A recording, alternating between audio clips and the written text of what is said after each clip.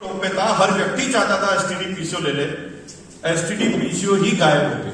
और तुम्हें पता ही है 30 साल पहले ये बैनर पेंटर बनाया करते थे,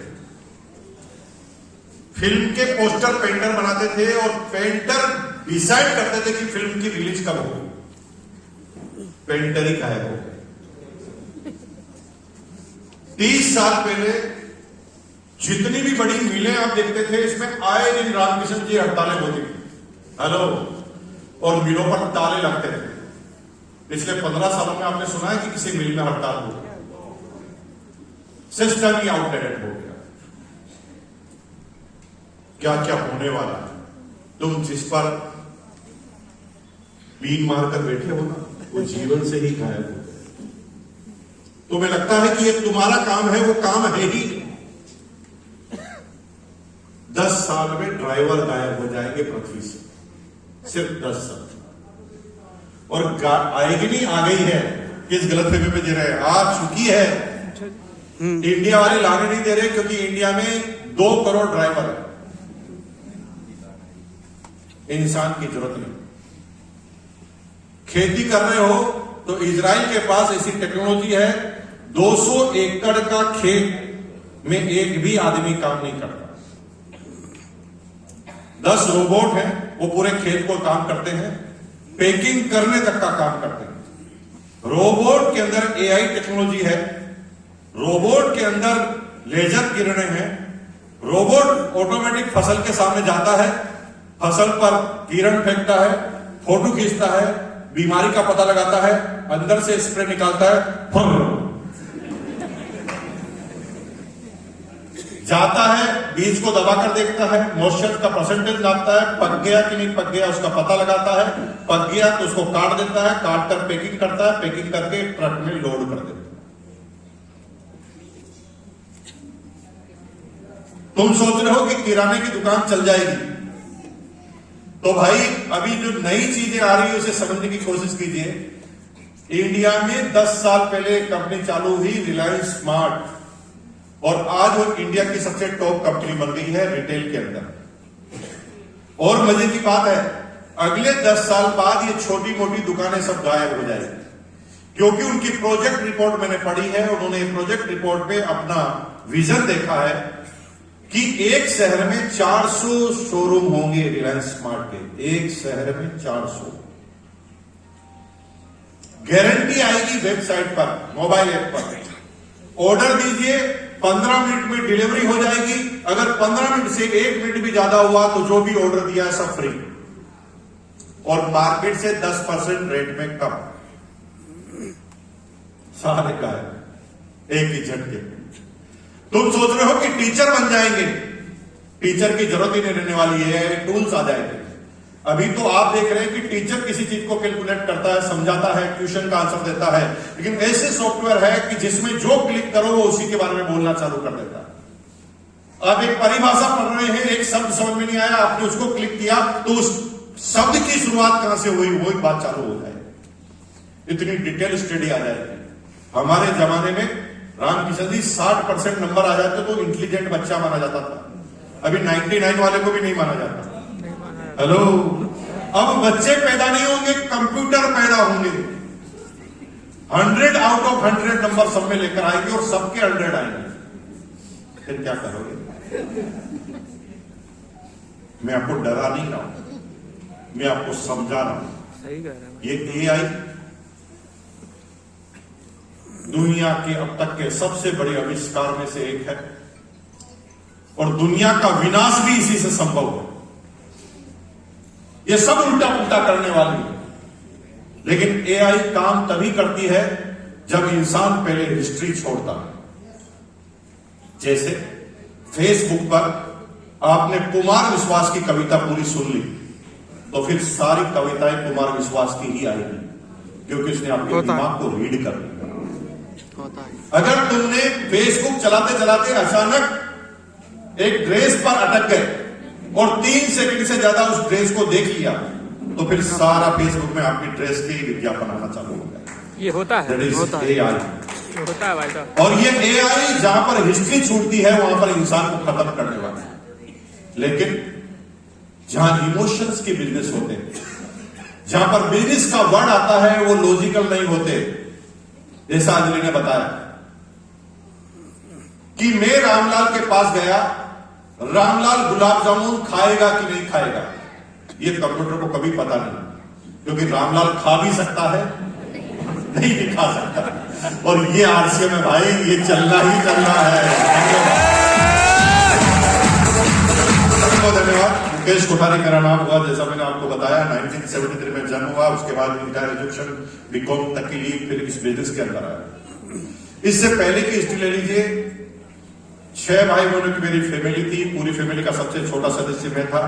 मेरे फादर डिफेंस के अंदर थे, फिटनेस साथ नहीं देती थी, वक्त से पहले कंपल्सरी रिटायरमेंट लेना पड़ा। फादर का जब रिटायरमेंट हुआ 250 रुपए पेंशन आती थी, माँ अचार पापड़ चटनी बनाकर घरों घरों में बेचा करती थी, सारे बच्चों की एजुकेशन चल रही थी। माँ बाप ने अपने पर्सनल सपने त्याग दिए। उनका एक ही सपना था कि किसी तरह सारे बच्चे पढ़ लिख जाए। सारे बच्चे स्कूल कॉलेज में पढ़ा करते थे, लेकिन मैं पूरी फैमिली का सबसे छोटा सदस्य था, तो मेरे माँ बाप का फोकस मेरी तरफ था कि किसी तरह ये भी पढ़ लिख जाए। वो मुझे पढ़ाना लिखाना चाहते थे, लेकिन मेरी पढ़ाई लिखाई में रुचि बचपन से ही नहीं। मैं छोटा था तो मेरा टीचर टेक्नोमेट्री सिखाता था, sine theta is equal to cos theta. मुझे सारा समझ में नहीं आ रहा कि ये थीटा कहां काम आता। अभी तो समझ में आ गया, लेकिन उस समय समझ में नहीं आता था। मैं और टीचर को पागल समझता था, अपने आप को बुद्धिशाली समझता था। ये 6ठी क्लास की बात बता रहा हूं। 6ठी क्लास में मैं पैसे कमाने के बारे में सोचता था, लोग क्रिकेट के बारे में सोचते थे। क्यों? क्योंकि पिताजी बार बार घर में एक डायलॉग बोलते थे मेरी मदर को, बजट बिगाड़ दिया। तो मैंने पिताजी से पूछा, बजट क्या होता है, किससे बिगड़ता है? तो बजट भैया वो हिसाब किताब होता है और ये पैसों से बिगड़ता है। तो मैंने कहा पैसे क्यों नहीं लाते? वो क्या पैसे लाने की चीज नहीं है, कमाने की चीज है। अच्छा पैसा कमाते हैं? 6ठी क्लास में पता चला। मैंने कहा पैसा कैसे कमाते हैं? वो क्या बिजनेस करते हैं, नौकरी करते हैं, उससे पैसा आता। तो मैंने पिताजी को कुछ नहीं बोला, पूरे मोहल्ले का सर्वे आया, सर्वे करके आया कि मैं क्या करूंगा। तो मैं पूरे मोहल्ले में चेक करके आया कि जो भी नौकरी करते थे उनके घर में साइकिल थी, और जो बिजनेस करते थे उनके घर में स्कूटर था। तो 6ठी क्लास में मैंने सोच लिया कि साला करूंगा तो बिजनेस करूंगा। 6ठी क्लास में जब बच्चे को कोई सीरियस ही नहीं ले रहा, मैं बिजनेस के बारे में सोच रहा था। 6ठी क्लास में बिजनेस करने की मैंने सोच लिया। अब किसका बिजनेस करना? हेलो, सीखने का पॉइंट नंबर 1, किस चीज का बिजनेस करना?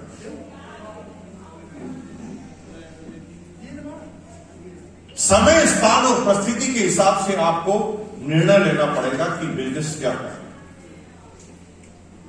समय, स्थान और परिस्थिति के हिसाब से, टाइम, सिचुएशन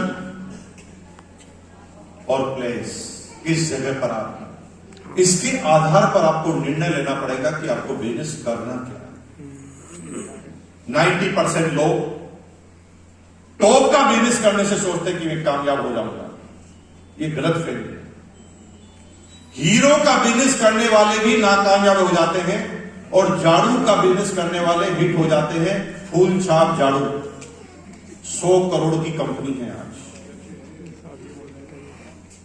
तो इस गलत फहमी में मत रहना कि मैं दिमाग है तो कामयाब हो जाऊंगा। बहुत बड़ी गलत फहमी में जी रहे हैं। दुनिया के 100 बड़े बिजनेसमैन की बात कर लीजिए, दुनिया के, इंक्लूडिंग गूगल, रिलायंस, इंडिया के भी 5-6। दुनिया के 100 बड़े बिजनेस के मालिक में से एक भी का फाउंडर कभी अपनी क्लास का भी टॉपर नहीं रहा।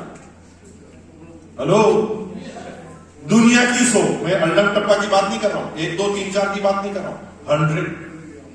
दुनिया की 100 बड़ी कंपनियों के मालिक में से किसी का भी मालिक कभी क्लास का भी टॉपर नहीं रहा है, और जो भी किसी यूनिवर्सिटी के टॉपर होते हैं वो उन्हीं 100 के यहां पर काम करते हैं। और अगर आप ये पूरी गणित समझ गए तो आप कामयाब हो जाएंगे। मेरे दोस्त और मैंने दोनों ने डायरेक्ट सेलिंग एक साथ चालू किया।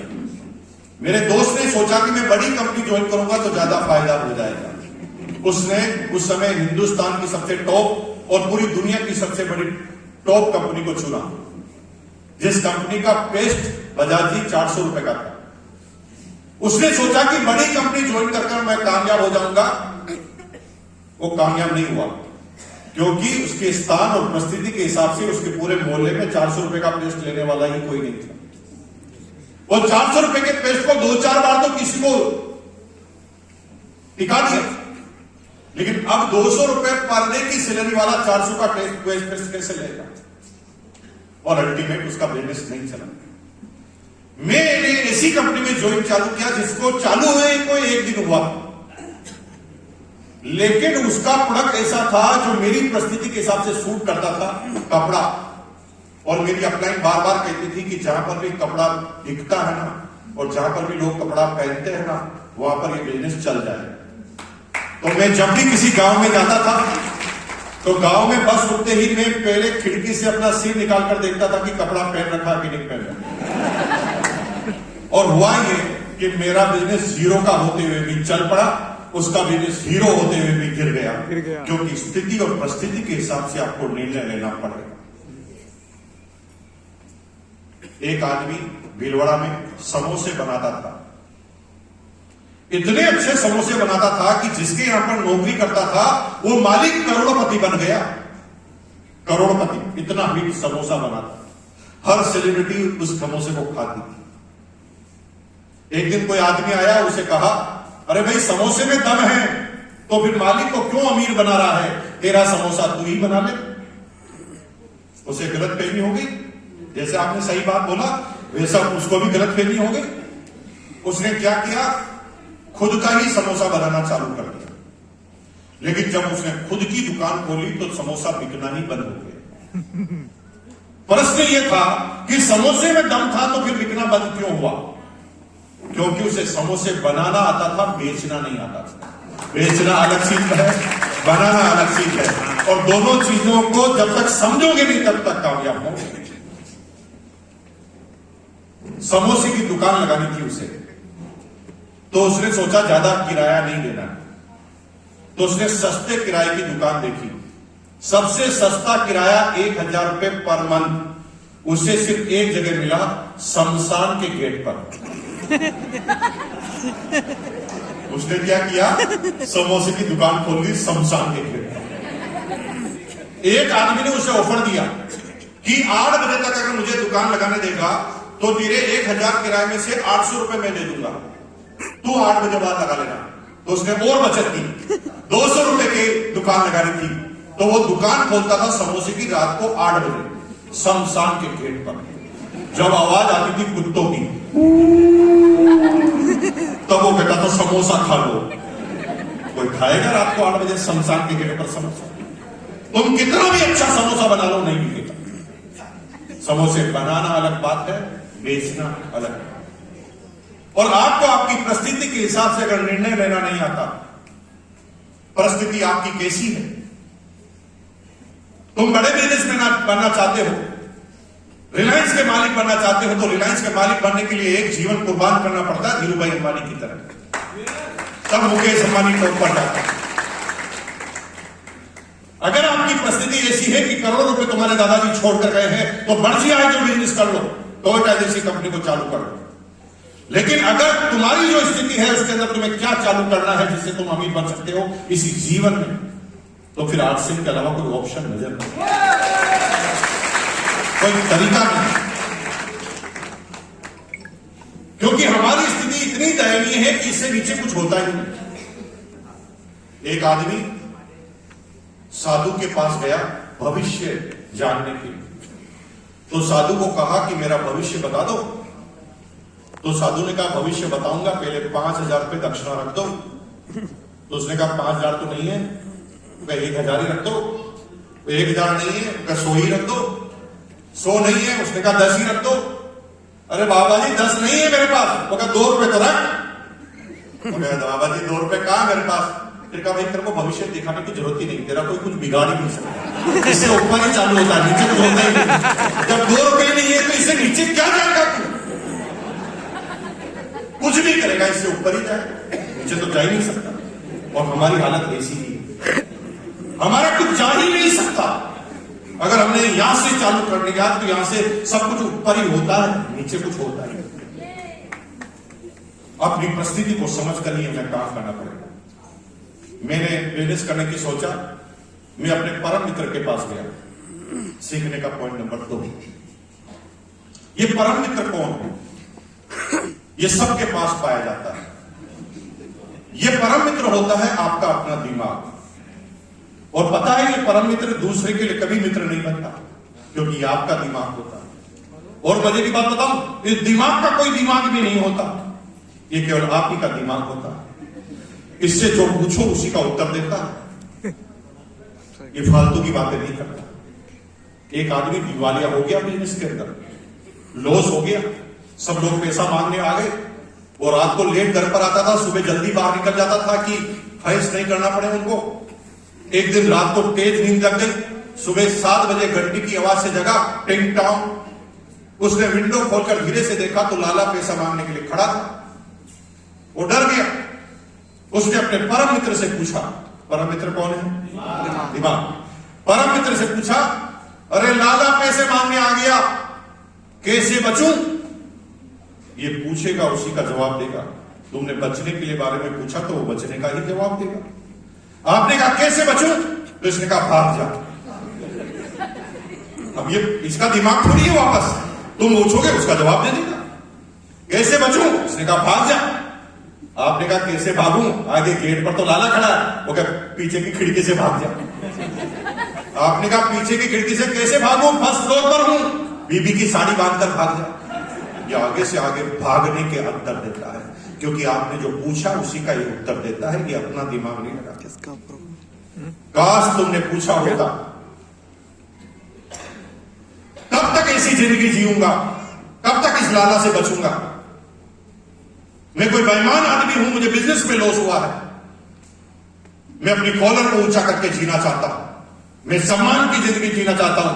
बता ऐसी परिस्थिति में मैं क्या करूं? तो फिर तुम्हारा दिमाग उल्टा उत्तर देता। फिर तुम्हारा दिमाग उत्तर देता कि बेटा फिर तुमने गलती की है, लोगों का पैसा डुबोया है, लोगों का हक बनता है तुम्हें गाली देने का। वो गाली देगा तो गर्दन को नीचे करके सुन, उसकी पूरी बात सुन, उससे माफी मांग और उसको बोल कि लाला मुझे बिजनेस में लॉस हुआ है, मैं बेईमान नहीं हूं। मुझे बिजनेस में लॉस हुआ है, मैं बेईमान नहीं हूं। मैं अंदर से चाहता हूं कि आपका एक एक पैसा वापस चुकाऊं, इसलिए मुझे 10,000 रुपए और उधार दे दो ताकि मैं बिजनेस करके तुम्हें चुका दूं।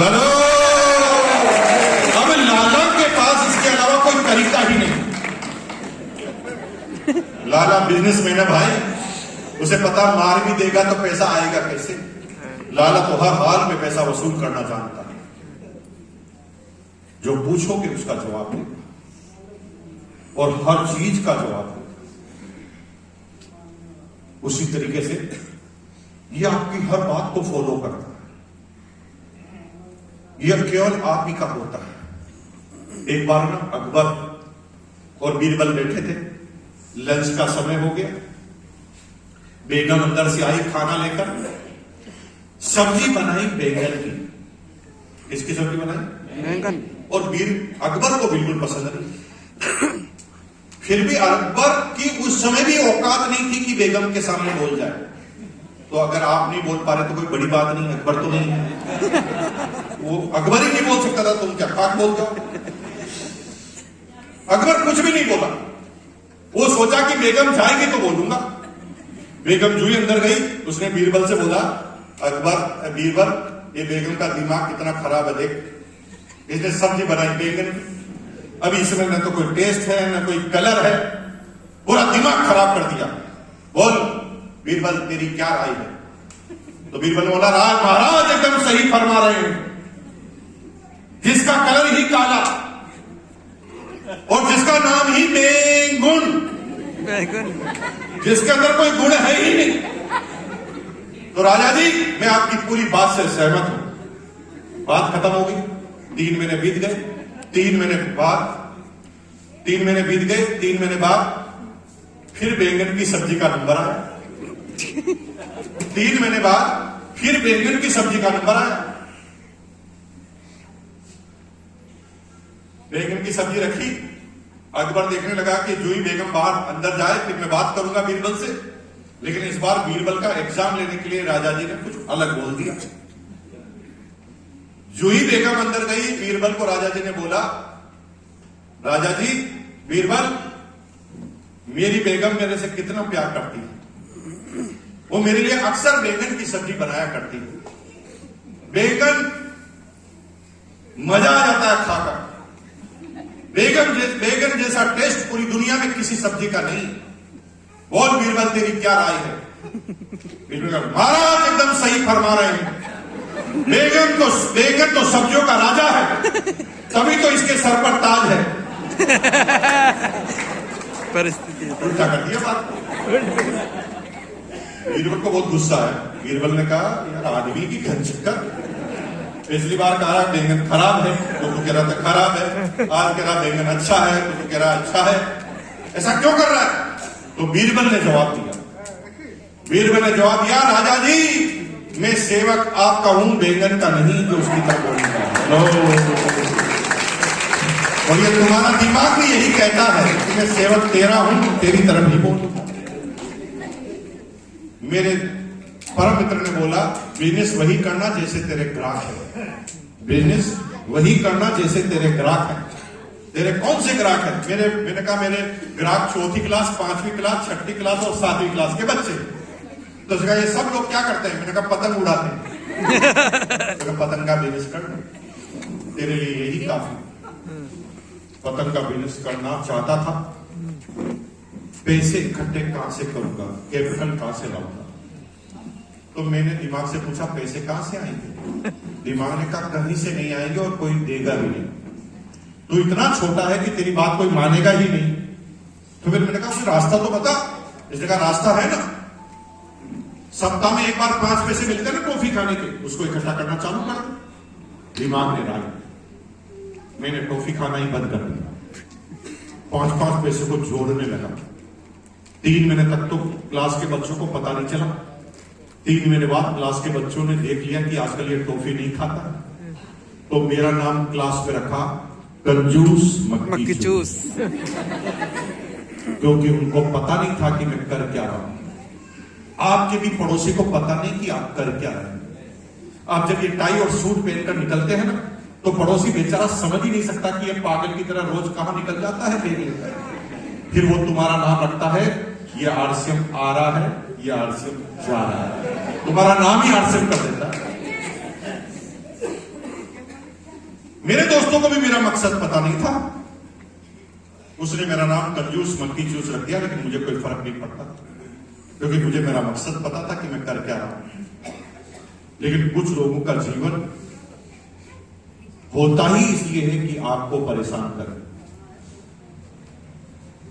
वो मेनका की तरह होते हैं जो जीवन में केवल आपकी तपस्या को भंग करने के लिए पैदा होते हैं। मेनका का मतलब स्त्रीलिंग और पुल्लिंग से नहीं है। मेनका का मतलब जो तुम्हारी तपस्या को भंग कर। मेरे क्लास में भी एक लड़की थी 5वीं क्लास में, जिसका नाम था ललिता राजपूत।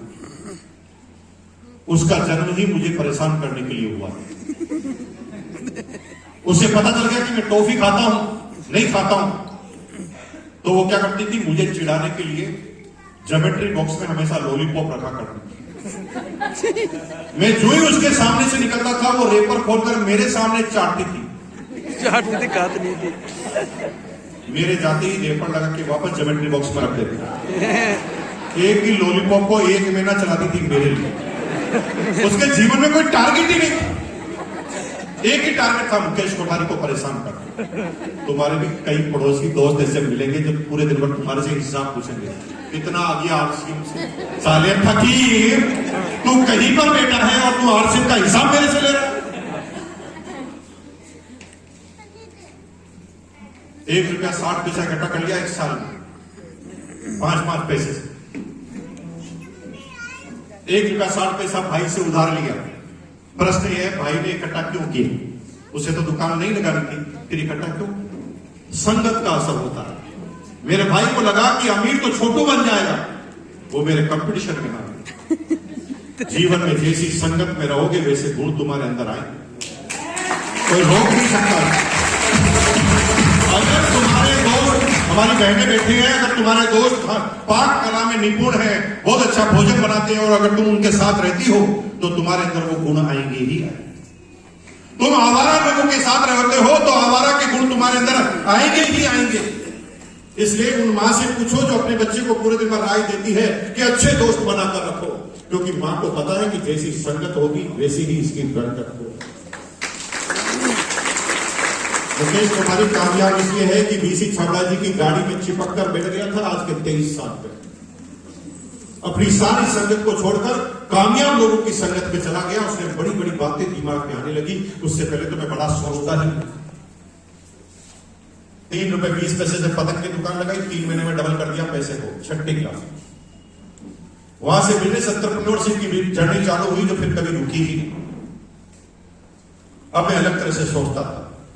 होली आती थी, सारे बच्चे सोचते थे कौन सा कलर लाऊंगा, किसको लगाऊंगा, और मैं कलर की दुकान लगाने की सोचता था। दिवाली पर लोग पटाखे चलाने की सोचते थे, मैं पटाखों की दुकान लगाता था। राखी पर लोग राखी बंधवाने की तैयारी करते थे, मैं राखी की दुकान लगाता था।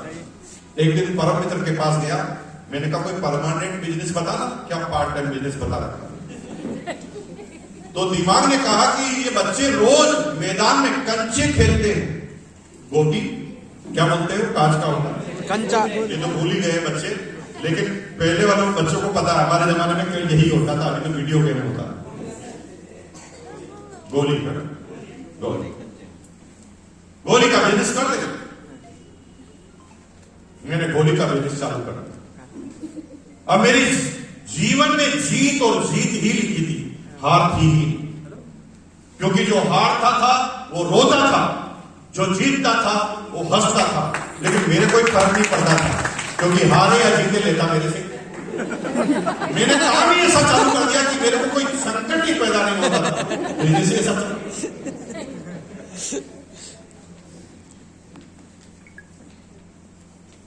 9वीं क्लास में आया तो मेरी मां ने मुझे गैस का सिलेंडर रिफिल कराने के लिए भेजा।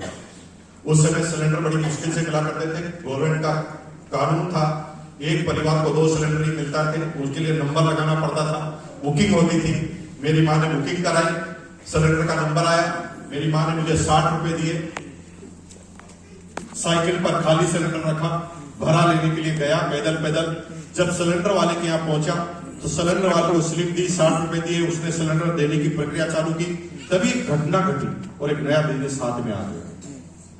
घटना ये घटी कि एक आदमी आया उनके पास और कहा कि मेरा नंबर तो नहीं आया लेकिन सिलेंडर चाहिए, मेरी बहन की शादी है। तो उसने कहा कि अगर अर्जेंट है तो ब्लैक में लेना पड़ेगा, 150 रुपए लगेंगे। तभी साला मैंने सोच लिया कि बिजनेस तो यही करूं, इसमें सीधा मार्जिन ही 100% बिजनेस तो सिलेंडर का ही कर।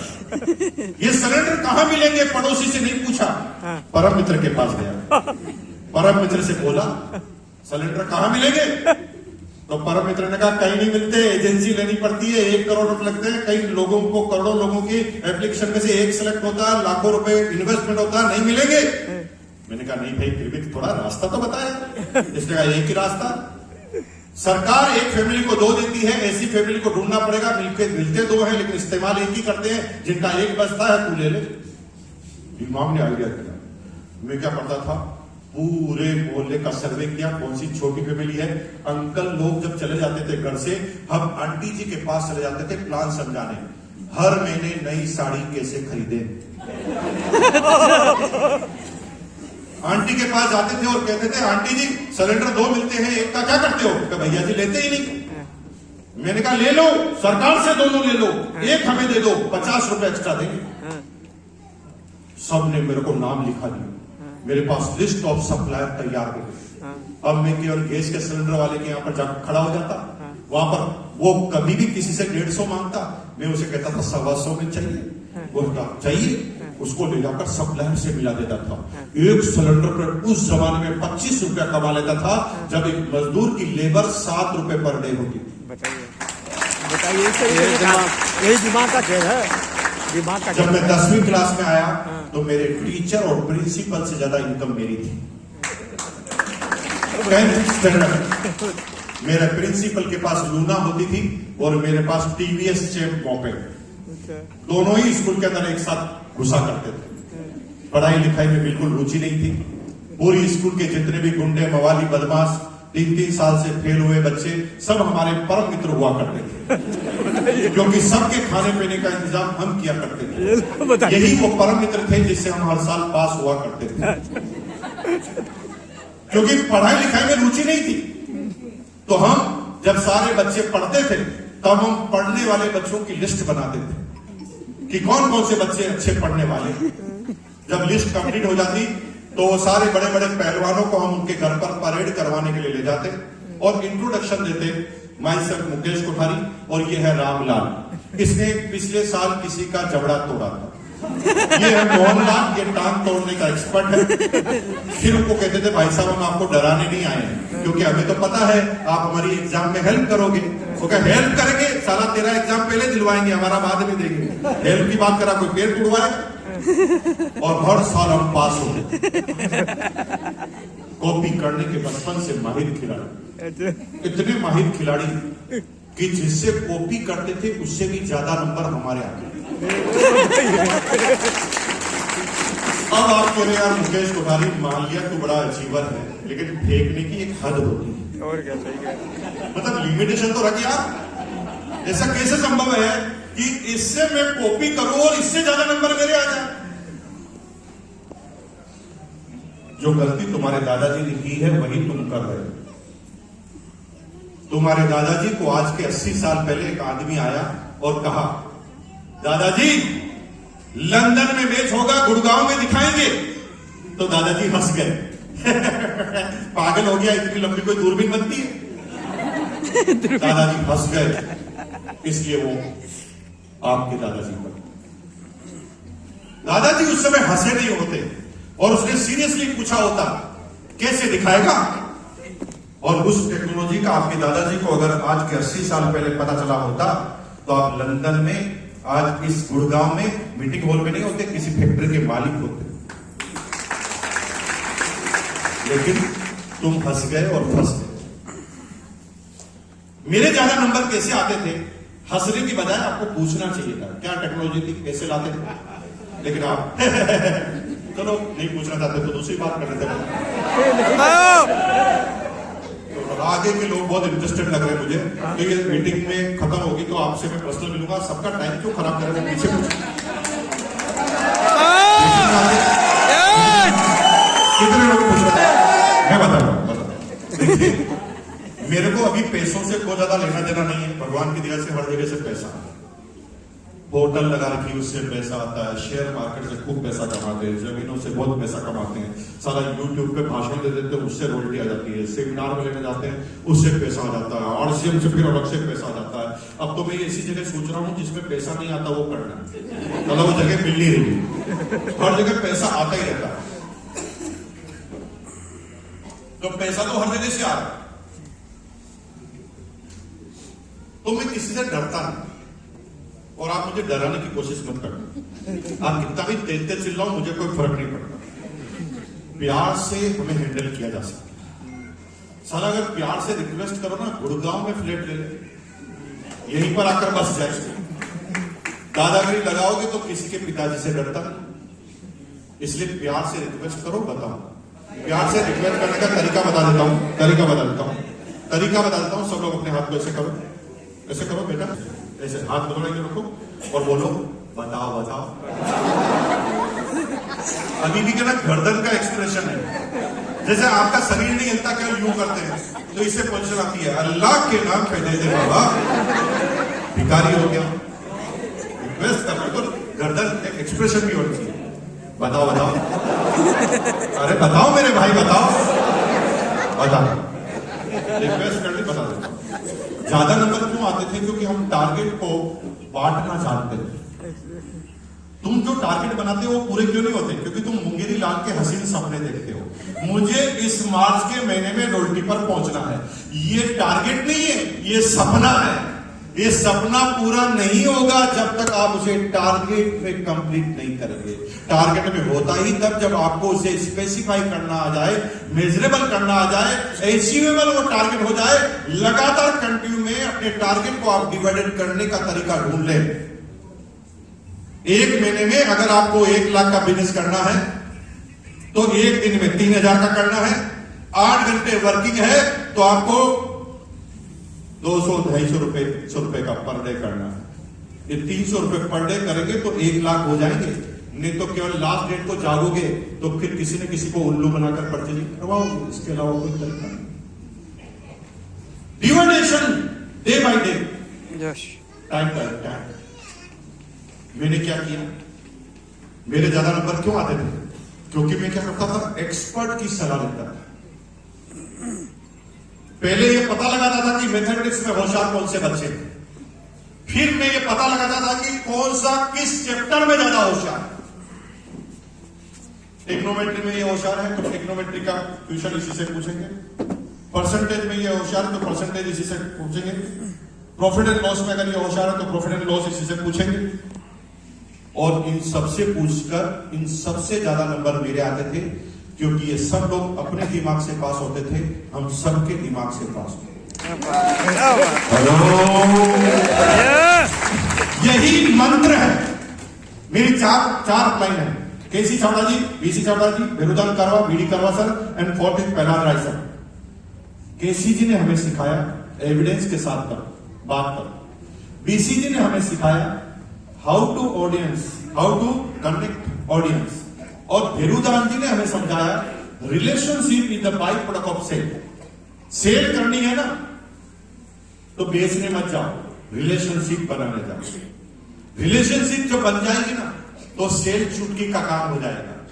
और अगर आपको पता नहीं है तो याद दिला दूं, आप पिछले 10-15 साल से जहां किराने का सामान ले रहे हैं ना, जो हमारी बहनें लेने जा रही है किराने की दुकान पर, वो किराने की दुकान वाले ने कितनी अच्छी रिलेशनशिप आपसे बिल्ड कर ली है ना।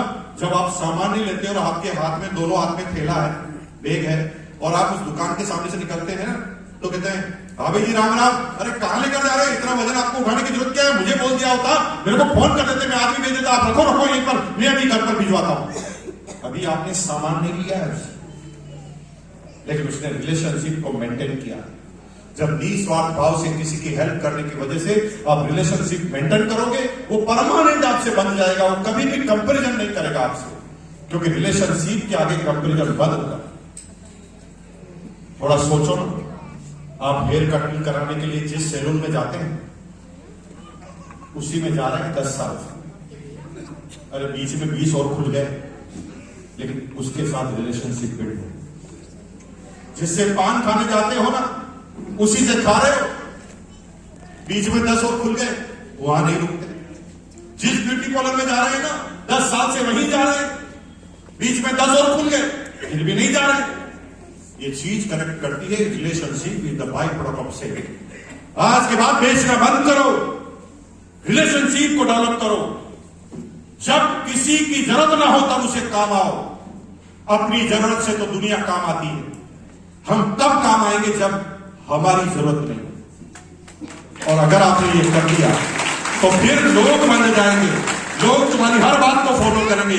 लोग कहेंगे ये आदमी बहुत अच्छा है, ये कहता है वो सही कहता है, और आपके फॉलोअर बन जाएंगे। ये भेरुदान करवा सर ने सिखाया 2002 में।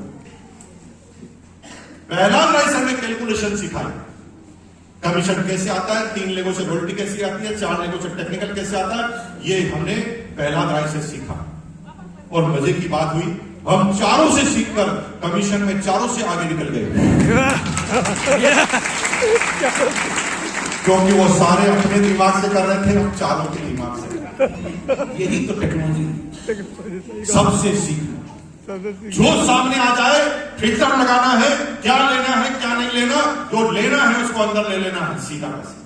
और ये सीखने की कला जारी रखी तो फिर तुम्हें कोई रोक नहीं पाएगा। बिल्कुल सही बताया। तो अल्टीमेट जैसे तैसे पास हो गए, बीकॉम पास हो गए तो 6-7 दिन तक तो शांति नहीं रही घर में। 7 दिन बाद हमारे डैडी ने, हमारे पिताजी ने हमें बुलाया बापू, और पिताजी ने कहा कि बेटा अब तुम्हारी बीकॉम हो गई है, एक अच्छी सी नौकरी ढूंढ लो। मैंने पिताजी ने कहा पिताजी मैं तो 2-2.5 हजार रुपए तो वैसे ही कमा लेता हूं। पिताजी कहते चुप, अब तुम बड़े हो गए हो, अब तुम्हारे सगाई समझ रिश्ते वाले आएंगे, लड़की वाले आएंगे, लड़की का बाप मेरे से पूछेगा तुम्हारा बेटा क्या करता है, तो मैं क्या बोलूंगा, गैस का सिलेंडर ब्लेक करता है। मेरे पिताजी की प्रॉब्लम, पिताजी ने क्लियर कट कह दिया कि घर में रहना है तो नौकरी चालू करनी ही। मेरी जबरदस्ती नौकरी लगवा दी। देखो 1 महीना लगातार काम किया, 12 घंटे रोज। 1 महीने बाद सैलरी का टाइम आया तो मेरे बॉस ने मुझे स्पेशल केबिन में बुलाया और कहा, शाबाश, वेरी गुड, बहुत आगे जाएगा बच्चा। जितने भी फ्रेशर बीकॉम आते हैं उनको हम 700 रुपए देते हैं, तुम्हें 750 देंगे। मैं 2200-2300 रुपए पार्ट टाइम कमा रहा था और ये 12 घंटे का मुझे 750 रुपए देकर एहसान जता। भाई साहब इतनी हंसी आई, मैंने हंसी को जबरदस्ती रोका और बाहर आते ही गाना गाया, तेरी दुनिया में न रखेंगे कदम आज के बाद, सारा जाएंगे नहीं तेरी नौकरी। हमने नौकरी नहीं करने का निर्णय लिया, लेकिन जब घर पर आ रहे थे तो एकदम ख्याल आया कि बापू को कैसे समझाएं, बापू को कैसे समझाएं, क्योंकि बापू डिफेंस के आदमी, डिसिप्लिन वाले आदमी, ऊपर से फुटबॉल के शौकीन।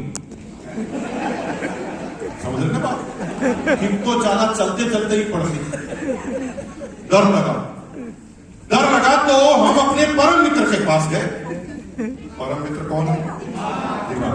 परम मित्र के पास गए और परम मित्र से बोला, बाबू को कैसे समझाएं।